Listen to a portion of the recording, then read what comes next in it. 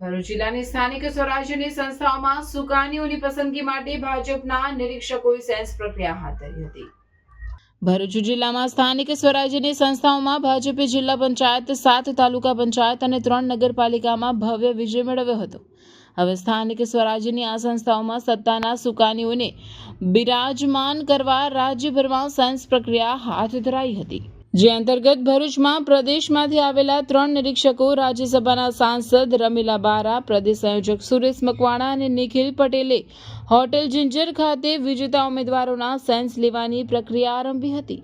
જિલ્લા પંચાયત, 7 તાલુકા પંચાયત અને 3 નગરપાલિકાઓમાં પ્રમુખોની નિમણૂક માટે પાર્ટી દ્વારા શરૂ કરાયેલી પ્રક્રિયામાં સવારે તાલુકા પંચાયતો, જિલ્લા પંચાયત બાદ નગરપાલિકાઓમાં અભિપ્રાય મેળવવાની કામગીરી હાથ ધરાઈ હતી।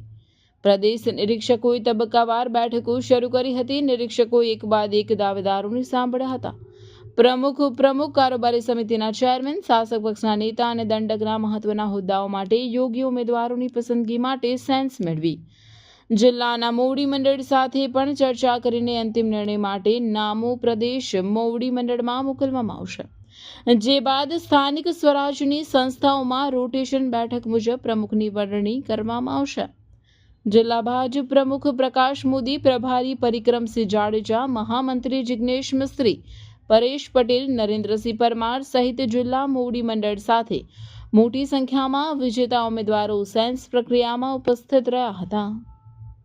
ભરૂચ શહેરમાં જિંજર હોટલ ખાતે પ્રદેશમાંથી નિરીક્ષકો પધાર્યા છે અને આ નિરીક્ષકો જિલ્લા પંચાયત, તાલુકા પંચાયત અને નગરપાલિકા એમાં પ્રમુખ, ઉપપ્રમુખ, કારોબારી સભ્ય, શાસક પક્ષના નેતા અને દંડક આ પોસ્ટ માટે કોની નિમણૂક થવી જોઈએ એની સેન્સની પ્રક્રિયા માટે પધારેલા છે।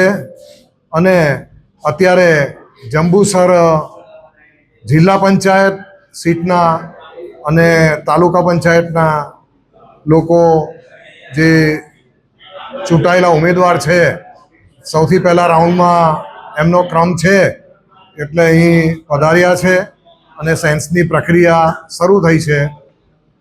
અને સાંજે અંતિમ તબક્કામાં ભરૂચ શહેરના લોકો પણ છેલ્લે એમની પણ સેન્સ લેવાશે।